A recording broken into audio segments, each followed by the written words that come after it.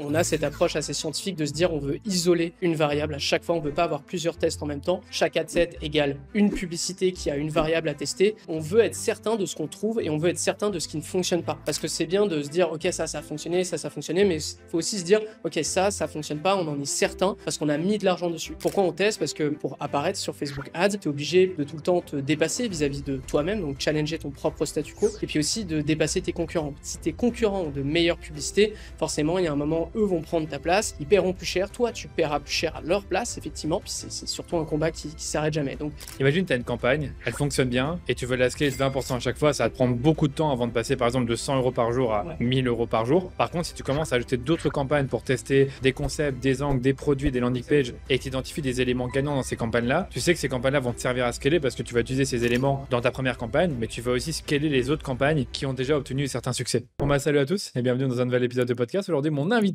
c'est Antoine Dalmas, le responsable marketing chez G7 Media. Tu es aussi l'hôte des podcasts No Pay No Play et surtout le Social Scaling, un super podcast que j'adore écouter qui parle beaucoup de tests avec beaucoup d'études de cas.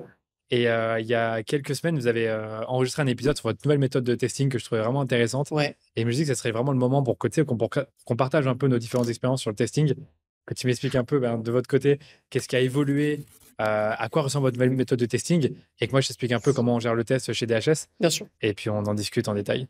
Voilà. Bah, salut Danilo. Je suis content Merci de de te me voir, recevoir. ça fait plaisir. Évidemment, là on est à Barcelone, hein, Le ça fait temps un est petit temps bronzé, que tout va bien. tout bronzé. Pour toi aussi, tu commences à t'acclimater. Clairement, clairement. Mais c'est vrai que ouais, les épisodes sont hyper intéressants. Et moi, ce que je voulais te demander au départ, c'est chez G7 Media, vous avez quand même un motto, une sorte de phrase que vous utilisez tout le temps, c'est qu'il n'y a pas de scaling sans testing. Qu'est-ce que vous voulez dire par ça? Ouais, bien sûr. Pour t'expliquer globalement et qu'on définisse aussi le terme tout de suite pour les personnes qui nous découvrent, scaling, dans le sens scaling, c'est juste augmenter le volume de dépenses sur Facebook Ads pour avoir plus de croissance tout en étant rentable. Parce que plus gros problème quand tu scales, c'est évidemment d'avoir des coûts qui explosent et que tu sois absolument pas rentable et que dans 2 semaines ou 2 mois, tu reviennes à ton budget d'avant.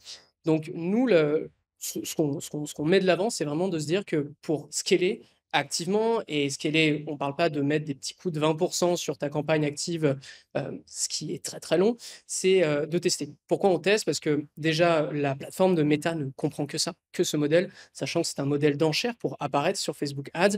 Tu es obligé de tout le temps te dépasser vis-à-vis de toi-même, donc challenger ton propre statu quo et puis aussi de dépasser tes concurrents. Parce que si tes concurrents ont de meilleures publicités, forcément il y a un moment, eux vont prendre ta place, ils paieront plus cher, toi tu paieras plus cher à leur place effectivement et ça sera et puis c'est surtout un combat qui s'arrête jamais. Donc il y a ce problème on est sur une plateforme qui est dans les enchères, donc on est obligé de tester quoi qu'il arrive. Ça, c'est le point 1. Ensuite, le deuxième point, c'est qu'aux alentours de 2022, on s'est rendu compte que la plupart des gros comptes qu'on gérait chez J7 Media, ce sont des comptes qui avaient non pas 2-3 campagnes, mais plutôt 5, 10, peut-être même 15 campagnes pour certains, et des campagnes qui sont toutes actives, à savoir des campagnes qui testent énormément. Donc on a vite encerclé que finalement ce qui différencie un petit compte d'un compte qui dépense énormément et qui a cette capacité d'augmenter son budget au fur et à mesure de façon parfois très agressive, c'est le fait qu'elle teste énormément. Donc c'est pour cette raison qu'on s'est toujours dit, tester, c'est scaler. Ouais. Scaler juste à coût de 20%, t'amènera un petit peu de 20% en plus, mais ça sera tout rapidement. Ouais, je vois ce que tu veux dire, c'est qu'en gros, imagine, tu as une campagne, elle fonctionne bien, et tu veux la scaler de 20% à chaque fois, ça va te prendre beaucoup de temps avant de passer par exemple de 100 euros par jour à 1000 euros par jour. Par contre, si tu commences à ajouter d'autres campagnes pour tester des concepts, des angles, des produits, des landing pages, et que tu identifies des éléments gagnants dans ces campagnes-là, tu sais que ces campagnes-là vont te servir à scaler parce que tu vas utiliser ces éléments dans ta première campagne, mais tu vas aussi scaler les autres campagnes qui ont déjà obtenu certains succès. Oui, bien sûr. Surtout que dès lors que tu obtiens une bonne campagne ou des bons éléments sur lesquels bosser, bah derrière, tu les coupes jamais. C'est vraiment le truc que je répète tout le temps, c'est vous ne coupez rien de ce qui fonctionne, vous essayez de le battre ou d'arriver à ce niveau-là ou de le battre, mais généralement, vous coupez rien. Donc tout ce que vous avez lancé à tester, déjà, vous ne coupez jamais si ça fonctionne. Et ça aussi peut prendre des coûts de 20%. Tu l'as très bien mentionné, si on part de 100 euros en une semaine et qu'on met un coût de 20%, bah, ça veut dire que la semaine suivante, tu es à 120 euros, ok, c'est bien. Maintenant, moi, je te propose plutôt de lancer une nouvelle campagne avec 50 euros direct et 3-4 éléments à tester tout de suite. Bah, la semaine suivante, tu es à 150. Sauf que potentiellement, tu as aussi mis 20% sur ton ancienne campagne qui tourne toujours, donc tu es à 170. C'est pas mal, tu as pris 70 euros en une semaine. Voilà, donc ça t'a permis de scaler. Et évidemment, on sait qu'il y a certains trucs qui vont pas marcher, il faudra les couper, mais ça fait partie du jeu. Et on sait très bien que quand on va lancer 10 nouveaux éléments, Nous, on vise 20% de winners. Donc, tu sais que tu n'en auras que deux au max. Enfin, peut-être pas au maximum, mais en tout cas, il y a une grande chance que tu en aies deux qui soient des winners, tu vois. Donc, Et c'est le truc qu'il faut éviter parce que plus tu lances, et je pense qu'on va en parler, plus tu lances, plus tu as de risques aussi d'impacter ton CPA ou ton ROAS global. bah, c'est là où je voulais t'amener, c'est qu'effectivement, imagine, tu es un annonceur, tu dépenses 10 000 euros par mois et tu lui dis maintenant, on va créer une campagne de test, on va tester 10 concepts ou 10 angles et tu vas dire dans ma campagne de test, je dois avoir 10 adsets par test. Ouais. Donc, admettons que tu mets, as un CPA cible à 30 euros et tu dis, je vais dépenser une fois le CPA cible par adset. Bah, tu fais 30 euros x 10, ça fait 300 euros par jour d'un seul coup. C'est quasiment le budget fois plusieurs jours. Le client il va te dire, attends, je ne sais pas si je suis prêt à mettre autant d'un seul coup. Et je sais que la plupart des méthodes de test qui existent sur le marché, enfin, qui existent, qu'on présente sur le marché, c'est des méthodes où on teste un concept ou un angle par adset. Et donc, naturellement, ça va vite faire augmenter ton budget. Et on sait très bien que dans les 10 adsets, tu vas peut-être en avoir 2 ou 3 qui vont bien performer. Les autres vont pas performer et tu auras quand même dépensé peut-être 80, 90, 100 euros sur chaque adset puisque tu dois dépenser 2 à 3 fois le CPA cible avant de couper quelque chose qui marche pas. Mais clairement, et je vais être très honnête, ça a été notre méthode de test sur 2023 jusqu'à, je dirais, mi ou fin 2024 globalement. Aujourd'hui, on en est revenu. Pourquoi on a fait ça? C'est parce que, comme je t'expliquais, on a cette approche assez scientifique de se dire on veut isoler une variable à chaque fois, on ne veut pas avoir plusieurs tests en même temps. Donc ça a été notre approche, à savoir chaque adset égale une publicité qui a une variable à tester. L'idée, c'était surtout de se dire, on veut être certain de ce qu'on trouve et on veut être certain de ce qui ne fonctionne pas. Parce que c'est bien de se dire, OK, ça a fonctionné, ça a fonctionné, mais il faut aussi se dire, OK, ça ne fonctionne pas, on en est certain parce qu'on a mis de l'argent dessus. La grosse problématique qu'on avait entourée à l'époque, c'était de se dire, si on lance une campagne Evergreen, du moins une campagne en CBO avec un budget au niveau de la campagne et le budget se distribue sur toutes les publicités ou toutes les audiences, forcément, il y en a une ou deux qui va récupérer tout le budget, point barre. OK, chose sur laquelle maintenant on est un peu revenu. Alors, cette méthode de testing en ABO, où tu as à chaque fois une audience qui est différente, ce sont des campagnes qu'on va proposer surtout aux annonceurs qui ont une certaine maturité sur Facebook Ads. Je le lance certainement pas, je ne le conseille certainement pas à des annonceurs qui dépensent moins de 100 euros par jour, à des annonceurs qui ne savent pas encore quelles sont leurs meilleures audiences, quelles sont leurs meilleures publicités.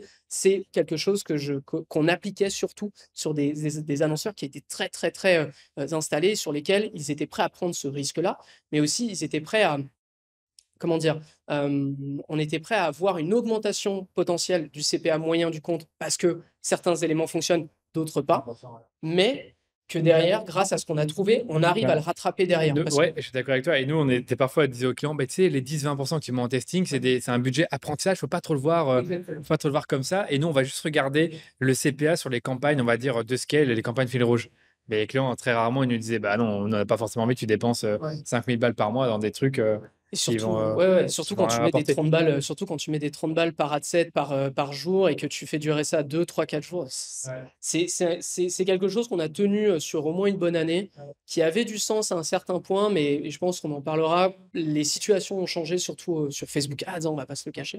Donc ça nous a poussé à revoir un peu cette approche. Mais Non, moi, je veux bien peut-être qu'on revienne sur la méthode en elle-même, parce que c'est vrai que vous en avez déjà beaucoup parlé, elle est hyper intéressante, on l'a testé, on l'a mis en place, on a eu des résultats. Après, c'est vrai qu'on a remarqué que sur les petits comptes, c'était très rarement bien applicable, on s'entend. ouais, dangereux même. C'était dangereux. Je veux le dire, hein, c'était dangereux sur les tout petits comptes. C'est pour ça qu'on n'en parlait pas pour les petits comptes. Ouais, mais vous avez plutôt des gros comptes qui dépensaient plus de 1 000 euros enfin, gros comptes, Oui, on entend, qui bien dépensaient plus de sûr. 1 000 euros, donc c'était plus simple.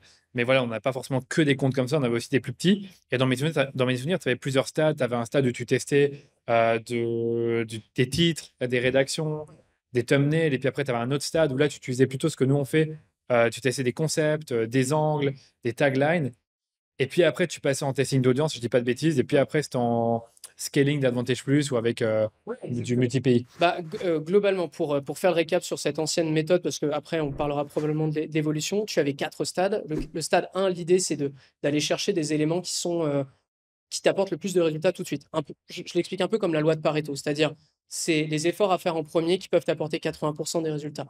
Le stade 1, très simple, des concepts publicitaires, c'est-à-dire est-ce que je fais du UGC, est-ce que je fais du carrousel, comment se définit ma publicité. Ensuite, ça va être qu'est-ce que je teste en termes d'offres. Et on le sait très bien, les offres, c'est le truc qui va survivre à absolument tout ce que Meta nous donne comme paramétrage, c'est-à-dire qu'est-ce que nous, on peut penser comme offre à faire et pour qu'on puisse se démarquer. Ensuite, ça va être quel est le produit que je vais mettre de l'avant, quel est le service. Est-ce que je vais me nicher en termes de service pour être un petit peu plus pertinent à mon utilisateur, à mon audience. Donc ça, c'est le stade 1. C'est vraiment ce qui t'apporte le Ouais, plus de c'est le plus résultats tout de suite. important. Je vois ce que tu veux dire. Le deuxième, et tu en as parlé, effectivement, ça va être toute la partie déclinaison. Pour nous, dès lors que tu as une bonne publicité, pour moi, une bonne publicité, c'est genre, tu as atteint la vingtaine de conversions à ton CPA cible, que ce soit du CPL, du coût par achat, peu importe, eh bien, tu peux commencer à la décliner. Parce que il y a vraiment une situation qui est géniale quand tu es un media buyer, c'est de ne pas avoir à réinventer la roue, c'est justement de la décliner, cette roue, entre guillemets. Et donc là, ça va être de tester des titres, des rédactions, des thumbnails, à savoir des vignettes pour des vidéos. Ça va être de tester aussi des différents formats de cette même publicité, où des taglines sont différentes, ou un editing qui est différent, ou des dispositions. Et après, on aura le stade 3, on va tester des audiences, à savoir, tu as ta meilleure pub, donc tu vas tester des audiences que tu n'as jamais testées. Et pour terminer, le stade 4, où là, tu rassembles tout ce que tu as testé dans une seule grosse campagne. Généralement, il y avait pas mal d'Advantage Plus, de Shopping Advantage Plus à ce moment-là pour nous. De grosses campagnes avec des gros budgets, même des catalogues ads, etc. Et là, Et là, c'était. généralement, c'était la consécration, dans le sens, Oui, t'as pas trop d'inquiétude. Tout a bien fonctionné tout à tout le fait, long, donc ça va. généralement, c'est rare que quand tu la mettais dans la campagne de scale, que la créa ne fonctionnait pas parce que tu récupères les interactions, etc. Ouais. Moi, j'ai une question à te poser par rapport à cette méthode. La partie stade 3, testing d'audience avec une créa winner, est-ce que c'est un truc que vous faites encore aujourd'hui? J'admets que ça va dépendre des comptes. On le fait beaucoup moins. C'est-à-dire que le stade 3, et de toute façon, c'est propice aussi à ce que nous montre Meta. Meta nous montre que, bah, globalement, il a du succès avec des audiences qui sont illimitées, des audiences qui sont très larges. Genre la France, genre le Canada, genre. En fait, Meta nous montre que petit à petit, notre seule approche de ciblage va être notre contenu. Parce que lui sera en mesure de faire tout ce qu'il veut avec une audience gigantesque. Maintenant, tous les comptes ne sont pas rendus là. Tous les comptes aussi n'ont pas de résultats avec des audiences très larges. Faut se le dire aussi. Genre, je connais des comptes sur lesquels on est sur de la lookalike, on est sur des audiences similaires, on est sur quelques intérêts. Mais les audiences larges, broad ou Advantage Plus ne fonctionnent pas nécessairement. Donc ceux-là, je ne peux pas leur dire, bah, faites plus de tests d'audience parce que Ouais, c'est ça. Et c'est plutôt des comptes lead gen ou e-commerce pour toi? je dirais principalement que c'est du lead gen, mais notamment aussi du lead gen genre régional. Mais j'admets que c'est plutôt du lead gen, surtout que tu peux être un peu plus pertinent dans ton contenu derrière. Moi, je suis d'accord. Moi, je pense que le lead gen, tester des audiences, ça peut faire sens. Pourquoi? Parce que comme d'habitude, quand tu demandes à Meta de t'optimiser un coût par résultat, il veut te chercher le coût par résultat le plus bas possible. Donc, si tu demandes des leads, il va te chercher les leads les moins chers possibles. Donc, si tu lui mets un ciblage broad, il va te prendre les gens qui remplissent tous les formulaires du monde et qui répondent jamais aux emails ou aux appels.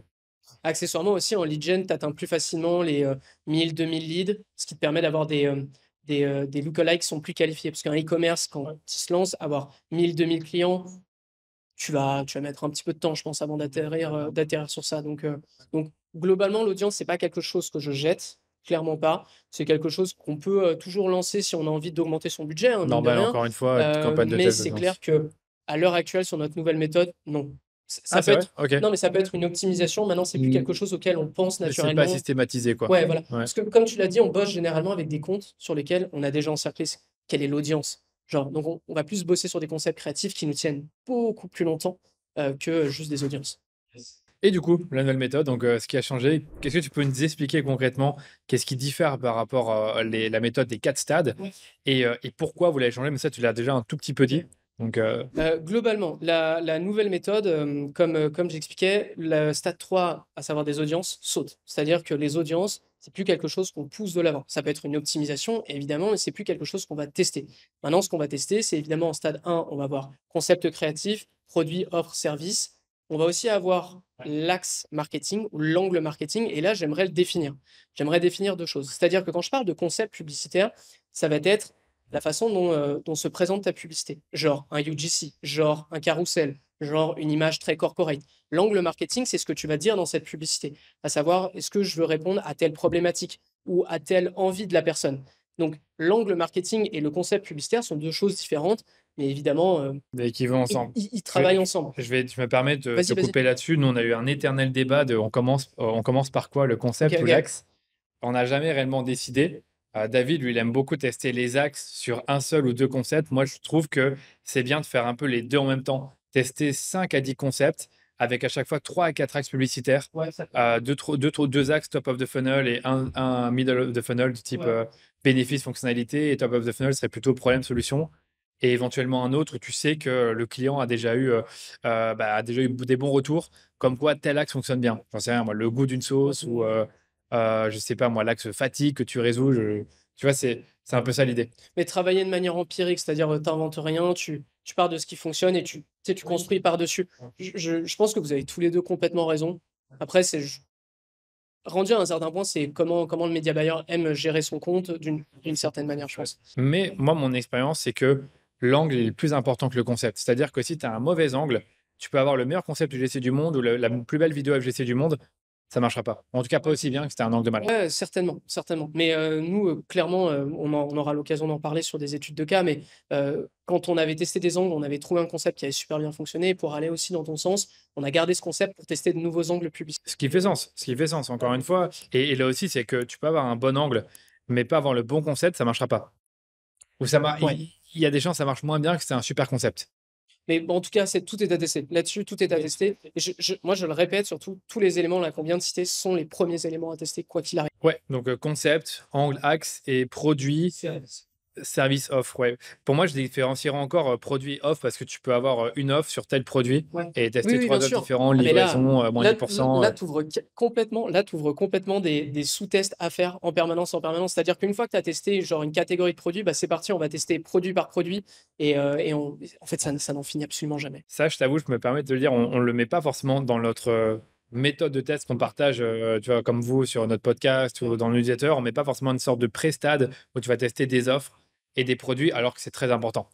Puisque avant de tester des concepts et des angles, c'est bien d'identifier tes top produits et une sorte d'offre d'acquisition que tu vas pouvoir mettre de l'avant. Ouais, bien sûr. Mais si quelque chose existe lorsqu'on arrive, c'est-à-dire, tu sais que c'est ce meilleur produit, on va commencer par bosser là-dessus, clairement. Genre, déjà, tu te fais des marques, tu te fais une base solide avec ça, et ensuite, tu commences à passer à la suite. Je vais juste terminer là-dessus, du coup. Donc, stade 1, on était là-dessus. Stade 2 devient toujours de la déclinaison, pareil. On a juste abandonné les tests de thumbnail. Ouais, c'est vrai que ouais, je suis pas trop fan, moi, perso. Ouais, voilà, je pense qu'on en avait fait le tour là-dessus. On est resté vraiment sur rédaction, titre et ensuite tout ce qui va concerner le visuel. Donc, on prolonge ce visuel, on teste d'une façon différente, un format. Le test d'audience saute. Et là, on passe tout de suite. Donc, anciennement stade 4 devient le stade 3. Le stade 3 devient juste du scaling. C'est-à-dire, je te mets tout dans une grosse Shopping Advantage Plus. Je mets tout dans une campagne avec les meilleurs éléments. Je mets un gros budget. Et en théorie, on n'a pas de problème là-dessus. Et par rapport à la structure, Oui, c'est ça ça, que je j'aurais te terminé demandé, sur tout ça. Ouais. La structure en ABO, on l'a complètement abandonnée, c'est terminé. Maintenant, on passe surtout sur des Shopping Advantage Plus pour des e-commerce ou des campagnes de lead gen avec une seule audience. Et en fait, on va lancer 4-5 publicités actives avec un budget assez honnête. Ça peut être du 50 euros, ça peut être du 40, ça peut être peut-être plus 100, peu importe, ça va Ça dépendre du dépend de budget, l'annonceur, ouais. etc. Et là, en fait, on laisse Meta voir, on laisse Meta gérer. Décidez à votre place. Ouais, on laisse Meta décider à notre place. Et ce qui va se passer, c'est évidemment, on va revoir ce problème de, entre guillemets, il y a une créa ou deux qui vont tout prendre. Et ce qu'on va faire là-dessus, c'est que si jamais ça s'applique, eh bien, on va prendre toutes les créas qui n'ont pas fonctionné, du moins qui n'ont pas eu de budget nécessaire pour qu'on ait qu'on prenne une décision dessus. Et on va lancer ce qu'on appellera des campagnes de recyclage. Où genre, on fait exactement la même chose, sauf qu'on met ces créas qui n'ont eu aucun budget. Et là-dessus, on a eu de très bonnes surprises. Vraiment des très très bonnes surprises. Et encore une fois, bah, ça te permet de scaler parce que tu ajoutes une autre campagne, une autre Cette campagne, une campagne autre encore, campagne. que Sous tu appelles couvert que, recyclage, ouais. et sous couvert que ce que tu as fait a fonctionné d'abord. Parce qu'on va pas s'amuser à faire du recyclage si ta première campagne ne marche pas. Si ta première campagne ne marche pas, tu coupes juste ce qui ne marche pas et tu laisses les autres prendre la place derrière. Ouais, je vois. Et après, imagine que dans les 5-6 créas que tu testes, on n'a aucune qui marche. Bon, là, tu as tes réponses Bah et tu là, sais ouais, que voilà, tu là, dois ça vaut refaire l'enfer, un là. autre batch. Mais c'est vrai qu'en termes économiques, tu économises de l'argent et en termes de vitesse, ça va beaucoup plus vite parce que tu n'as pas testé les trucs peut-être 10 en même temps ou alors l'un à la suite de l'autre si tu n'as pas beaucoup de budget. Alors, il y a ça, et puis mine de rien aussi, on va pas se le cacher, il y a aussi le média buyer. Parce que quand tu lances, comme tu as dit, 10 adsets et que tu regardes tes adsets dépensés et que tu es genre, ok, bon, bah, j'espère qu'au moins les prochains, ça va fonctionner parce que là, les 5 premiers, ça n'a pas fonctionné et tu as du budget, bah, tu es stressé. Et puis surtout, les tests s'arrêtent jamais. Genre, tu es toujours en train de regarder. Et puis, et puis tu peux avoir une mauvaise décision en disant: «Ah, je vais peut-être la laisser peut-être un jour de plus» et au final, ça marche absolument pas et derrière, bah, tu es complètement imputable du CPA que tu vas présenter à ton client derrière. Donc vraiment, en tout point, c'est mieux. C'est on sort de ce côté, on a tout testé, on a tout mis un budget, tout est scientifique. C'est clair que c'était peut-être plus intéressant ça, mais Meta est devenu tellement fort là-dessus. Déjà pour te sortir sur des Shopping Advantage Plus des bons résultats quand tu sais à peu près sur quoi tu vas tester, que ça serait dommage de continuer à se battre pour. Moi, j'étais aussi arrivé un peu à cette conclusion-là de les petits comptes, hein, j'aime pas dire ça comme ça, mais ceux qui dépensent, on va dire, moins de 1 000 € par jour, pour moi, il vaut mieux avoir la structure que vous avez, campagne de test ASC+, campagne de recyclage. Pour les plus gros poissons, peut-être là, leur dire, écoute, c'est vrai qu'on peut tester vraiment scientifiquement chaque concept, chaque angle ou chaque nouveauté déclinaison qu'on va faire, pardon. Et là, tout ce qui marche bien, on le garde, ce qui marche pas, on le coupe. Et on est encore plus scientifique dans la méthode, mais en soi, on pourrait se dire quand même une ASC+ ferait l'affaire. On va pas se le cacher, c'est une certaine sécurité d'avoir ce genre d'approche Ouais. globale. Parce qu'encore une fois, tu peux lancer des tests et rien ne fonctionne. Et là, Et là, ça fait chier, ouais. Ouais, comme tu dis, non, c'est une sécurité. Et c'est bien de le présenter de deux manières différentes. J'avais juste, il y a deux trucs que je voulais te dire par rapport à tout ça, mais ouais, moi je dirais de manière générale dans Meta, ce qu'il faut bien comprendre, c'est que les audiences, enfin, selon moi, c'est terminé dans le sens où maintenant la campagne Advantage Plus est devenue la campagne de base. Donc tu peux plus dire je fais campagne manuelle ou campagne ASC+. Meta te dit littéralement choisis juste un ensemble de publicités, mets ton audience à Advantage Plus, mets des suggestions si t'en as envie, et nous on fait le travail. Et donc du coup, ça va même à l'encontre de leur logique à eux d'avoir des campagnes avec trop d'adsets. C'est ça aussi le point qu'il faut garder en tête. c'est terminé pour moi ça. Mais ça veut pas dire que les optimisations d'audience ou quelques tests peuvent encore se faire, mais on passe plus de temps là. On passe moins de temps là-dessus. Exact. Tiens, je t'ai pas demandé, toi, tu parles beaucoup du CPACI pour juger la qualité et la réussite d'un test créatif. Est-ce que tu regardes d'autres indicateurs? Bah, globalement, c'est certain qu'on peut regarder avec les rapports qu'on fait, tu sais, notamment les rapports avec Data Blaster sur lesquels on bosse pas mal, pour avoir ne serait-ce une vision sur le compte au global aussi, à savoir est-ce que depuis qu'on a lancé ce test, on note aussi une amélioration sur le compte?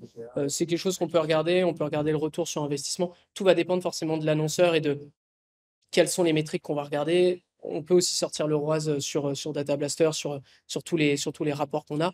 Mais, là, pour rester super simple sur l'approche, je parle vraiment de CPA. Après, c'est sûr que tout dépend de ton annonceur et de la complexité, de ce qu'il va t'indiquer de faire et cetera. Mais admettons que tu as une créa qui a dépensé 2 à 3 fois le CPACI et qu'elle n'a pas converti, là, tu la coupes Ah oui, non, directement. non, non, D'accord, non, mais bien ok. sûr. Ouais, ouais, Ouais. c'est sûr. Mais là encore, on est sur, on est en que ce soit en ABO ou en CBO, parce que enfin, que ce soit en ABO ou que ce soit sur, le Shopping Advantage Suisse, ouais, clairement. Généralement, Shopping Advantage sincèrement, je te demande toi ton avis, est-ce que tu as déjà vu Shopping Advantage Plus qui va pousser une publicité et il y a pas de conversion? Non, très peu. Ça peut arriver. En fait, moi, j'adore, et c'est vrai qu'on n'a pas beaucoup parlé, mais aujourd'hui, le fameux nouvel l'algorithme de Meta qui s'appelle Andromeda ou quelque chose comme ça, il aime bien avoir entre 10 et 20 créas.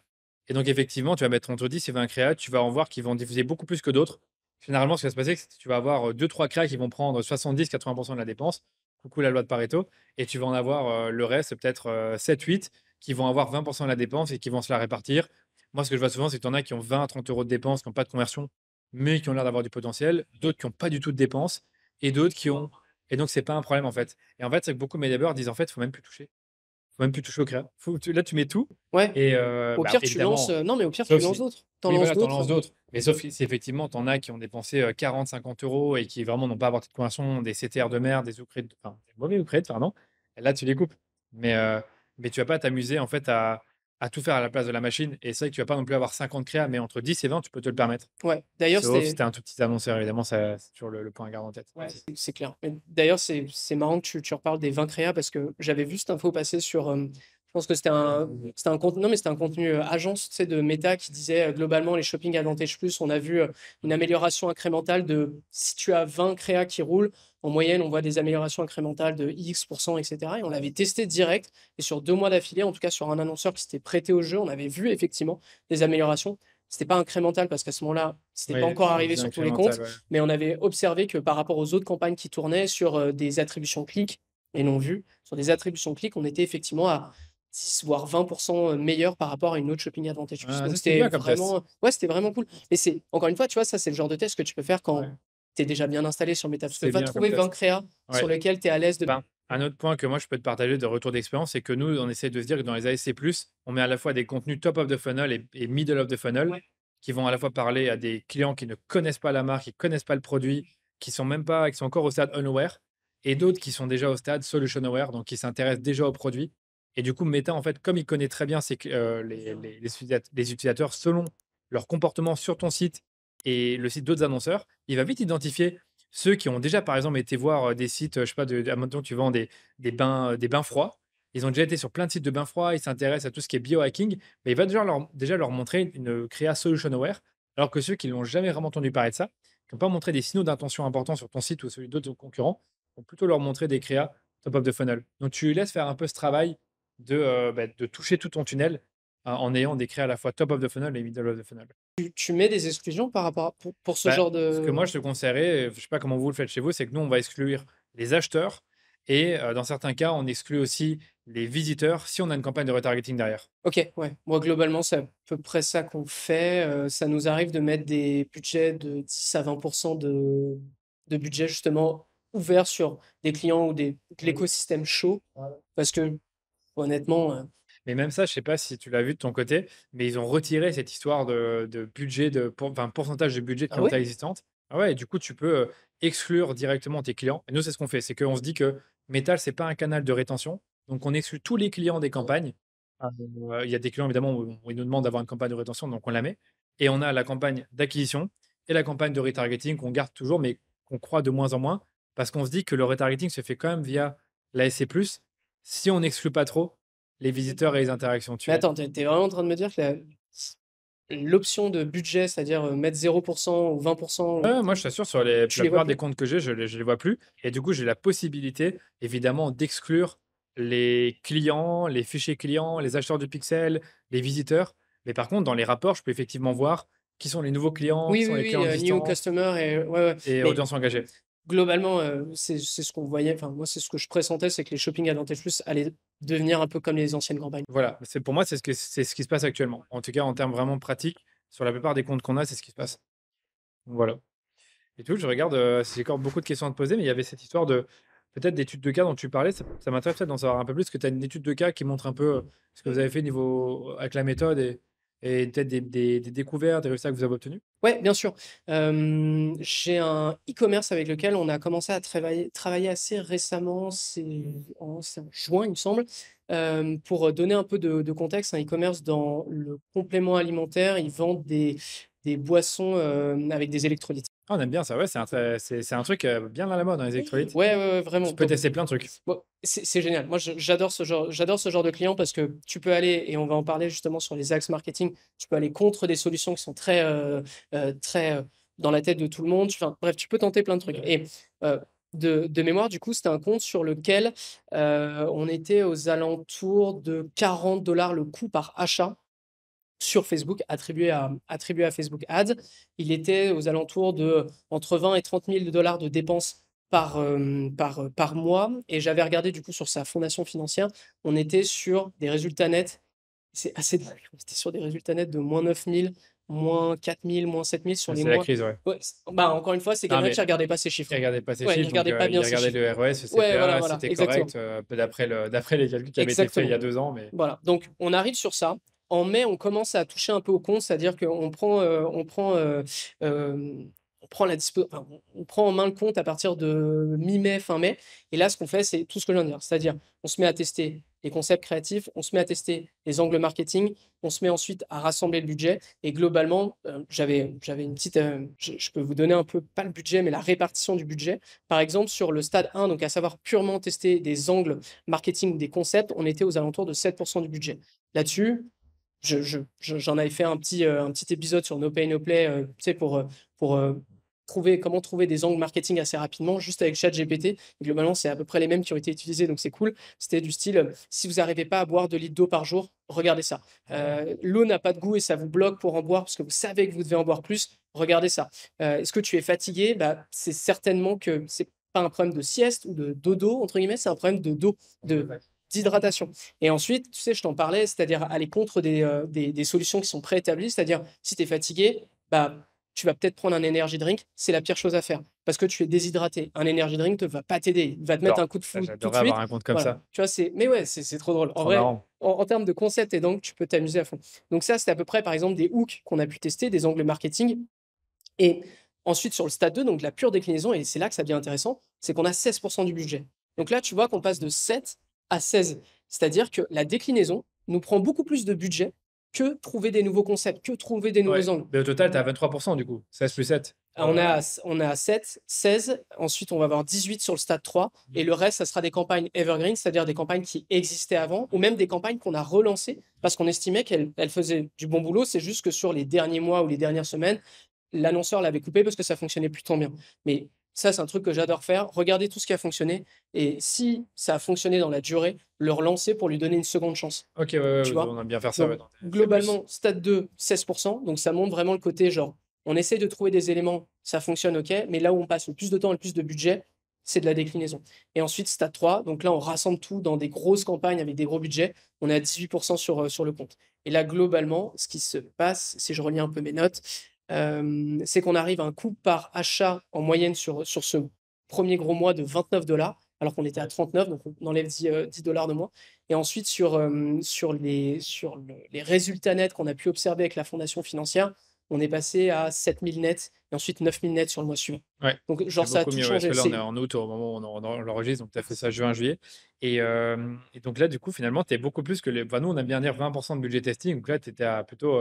T'es à 23% plus encore le stade 3. Bah, Le en stade fait, 3, c'est plutôt accélération. C'est pas du ouais, testing. ouais, ça ressemble à des grosses campagnes, mais en fait, on essaie de se passer dans une position où, notamment grâce à la fondation financière, où on explique à notre client, bon, bah, tant qu'on atteint ça, en gros, il n'y a aucun problème, tu n'auras pas dans 2 mois un problème de liquidité. Normal, ouais. Tant qu'on atteint ça, est-ce qu'on est OK sur le fait d'augmenter le budget?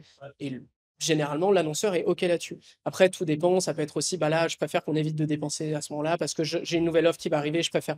Bon, peu importe. Mais globalement, c'est ça. Et du coup, bah, littéralement, c'est ce qu'on a encerclé là-dessus. Donc, nous, ça ne nous embête pas de mettre plus de budget comment dire, de testing derrière parce que tout va bien, tu vois. Tant que tout va bien. Donc, tu vas bien. Et donc, du coup, finalement, stade 1, stade 2, c'était deux campagnes distinctes. Ouais, mais même, attends, stade 1, stade 2, stade 3, ce sont plein de campagnes distinctes. Dans la campagne, par exemple, le stade 2, on va avoir une campagne qui va décliner des UGC. On va avoir une campagne qui va décliner l'angle marketing qu'on a trouvé sous différents formats ou sous différents Ah, concepts d'accord. publicitaires. Mais donc, tu avais à chaque fois 5 à 10 créas dans Donc, en déclinés, fait, ouais. ce compte a genre, je sais pas, ouais, 15, 20, 20 campagnes à la fin. Vraiment Alors qu'au 15-20 début, campagnes à la fin. bah, de mémoire, parce que là, j'ai regardé ce matin, c'était à peu près ça. Ouais. Ah, il y a beaucoup de campagnes, Mais ouais. oui, mais parce qu'à chaque fois que tu as une idée, bah, je lance une nouvelle Tu campagne. lances une nouvelle campagne. Donc, c'est ça qu'il faut comprendre, c'est que vous, finalement, vous segmentez vos déclinaisons par campagne. Déclinaison UGC, campagne 1, déclinaison statique, campagne 2. Ça pourrait être littéralement, on pourrait avoir une campagne stade 2 avec juste des adsets, et dans ces adsets, on teste par exemple tous les nouveaux angles marketing. C'est juste, Mais voilà, nous c'est on que là, l'a le fait comme compte ça. était peut-être un peu plus gros. Mais évidemment, si tu as un plus petit budget, ben, tu mets tout en même temps. Tu vas mettre tes UGC, tes statiques Ça peut, mais et après, tes mots. tout dépend de comment tu as envie de gérer ton compte. Comment Si tu tu as as envie de envie gérer d'avoir ton 3 compte. campagnes, mais plein d'adsets, Voilà. c'est toi qui gères C'est juste derrière. que là, c'est à chaque fois une campagne, un adset, Ouais, les créas une testés, comme campagne, on une avait dit. question. Ouais. À chaque Ok. fois, c'est ça, une campagne, une question, et Une on question, va ouais. de l'avant Ok. là-dessus. Ok, très clair. Voilà, donc c'est à peu près ça, et je sais pas si j'ai peut-être. Tu as d'autres trucs à me dire là-dessus? J'ai peut-être un autre exemple. Aussi pareil, on a un lead gen, si tu le veux, hein. Ouais, je t'en prie, Ouais, c'est vas-y. bon. On a fait e-commerce, on peut Dis-moi, faire dis-moi. on peut faire lead gen. Moi, je me Bah, fais, j'ai un lead fais-toi gen plaisir. où effectivement, sur le mois d'avril, on était à 9 800 $ de dépensés. On était à 18 $ le coût par lead. Quand on arrive, on voit c'est la foire, la saucisse, honnêtement. Il y a plein de campagnes, il y a plein de tests, mais il y a rien qui fonctionne. L'annonceur en est au point de tester alors qu'il n'en est pas prêt. Je trouve ça dingue. Il en est à tester des régions des États-Unis. C'est-à-dire que lui, il est dans les États-Unis, il teste des régions dans les États-Unis alors que tout ce qui fonctionne, tout ce qu'il fait ne fonctionne pas tellement, tu vois. Donc déjà, il y a un problème. Donc pareil, en mai, on arrive, on dégage tout ce qui fonctionne pas, on laisse tout ce qui fonctionne dans le sens où nous, on a un objectif d'à peu près 15 $ le coût par ligne. 15 $. C'est ce que le gars nous demande d'atteindre, sachant que lui n'a pas été, il a été capable en une seule fois en 2025 de l'atteindre. Mais globalement, il a toujours dépassé. Et globalement, bah, pareil, on a testé des hooks, on a testé des angles, on a testé des concepts, on a fait plein de stades 2 à savoir des déclinaisons sur ce que lui avait de meilleur parmi tous les trucs qu'il avait pu lancer. Et pareil, genre en juin, juillet, je regarde notre CPL, il est passé genre à 11 $, à 11,94 $ en juillet. On a eu beaucoup d'Advantage Plus. Globalement, c'est tout le temps la même chose. C'est genre, trouve des bons concepts, trouve des bonnes audiences.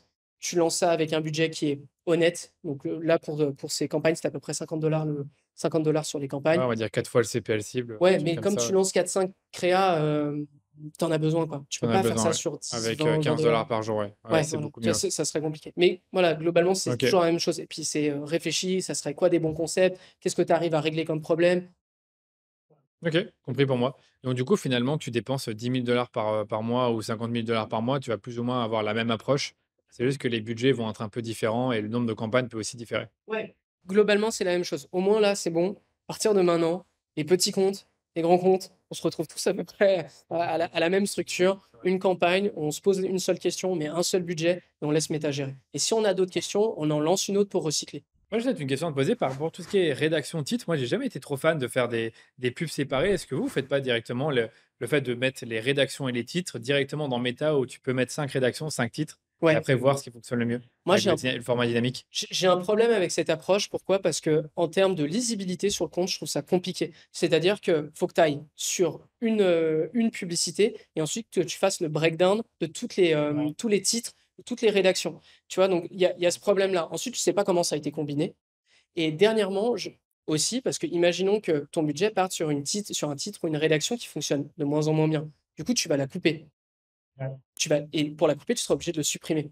Et du coup, tu perds cet héritage de dire quand est-ce que ça a été lancé, quand est-ce que ça a été coupé. C'est purement de genre de l'héritage et de la lisibilité. Parce que nous, on le fait moins. Je te dis, j'ai pas vraiment de solution de. Parce qu'on n'a pas envie d'utiliser trop de budget testing là-dessus. On préfère utiliser sur le Mais ça, je créatif en comprends. lui-même. Ouais, ouais, mais ça, je Mais, comprends. Mais pour moi, la rédaction, rendue à un certain point, enfin, une fois la que tu as tes bonnes rédaction, rédactions, voilà quoi. mais pour moi, exactement, la rédaction, pour moi, tu la testes en stade 2 histoire de décliner, mais en vérité, tous les plus gros tests que tu fais, généralement, ça va être du concept, etc. Et tu te bases sur des trucs que tu as déjà eu. Donc, je suis d'accord que les tests de rédaction, c'est pas ce qui casse tout, quoi. Ouais, c'est pas ce qui casse tout. Honnêtement, rapidement, de toute façon, tu vas arriver sur des stades 3 où tu vas tout rassembler. Et puis, Écoute, c'est très clair, merci beaucoup, hein. C'était très détaillé, j'ai adoré. Un petit mot de la fin pour toi de ton côté, sur, je pense que la conclusion reste la même, c'est tester pour ce qu'elle est, mais écoute, je te laisse donner le mot de la fin, hein. comme mot de la fin, surtout, merci de m'avoir invité. C'est toujours un plaisir de parler avec toi et d'échanger surtout sur nos pratiques parce que je trouve qu'on est vraiment avancé sur ces domaines-là. Donc, c'est trop cool. Et puis, bah, pour les autres, juste tester un max et puis tester des concepts publicitaires, des angles. Essayer de vous challenger, ne serait-ce que c'est tout bête, hein, mais avec ChatGPT, On n'a pas trop parlé, ouais, mais je suppose que vous utilisez beaucoup de ChatGPT pour trouver des angles, trouver des. moi, ça me vient très, très vite. Très, très vite. Je parle pas de rédaction, je parle juste de comment je peux attirer l'attention là-dessus. Donc, ouais, effectivement, moi, ça me dérange pas d'utiliser. Mais après, ça dépend des médias buyers. Ça dépend des médias, mais utiliser ChatGPT, ça marche bien pour trouver des idées d'angles, mais tu dois bien le nourrir, tu dois lui donner beaucoup, beaucoup de contexte, sinon ça marche pas bien. C'était un plaisir, Antoine, où est-ce qu'on peut te retrouver? Sur social scaling, globalement, c'est là où je suis le plus actif. Pas enfin, vous pouvez m'envoyer des messages sur LinkedIn, mais j'y suis aussi, mais je sais pas si je répondrai. Enfin, Page YouTube de pardon. Social Scaling, très simple, on mettra ça dans Ouais, les voilà. notes de l'épisode, et évidemment dans notre chaîne YouTube aussi, on vous mentionnera, ça sera. Je sais que c'est vraiment, tu peux mentionner les chaînes YouTube dans les titres et des trucs comme ça. Je pense qu'on fera ça. Pas de souci. Merci en tout cas de m'avoir reçu. Merci Antoine et merci à tous.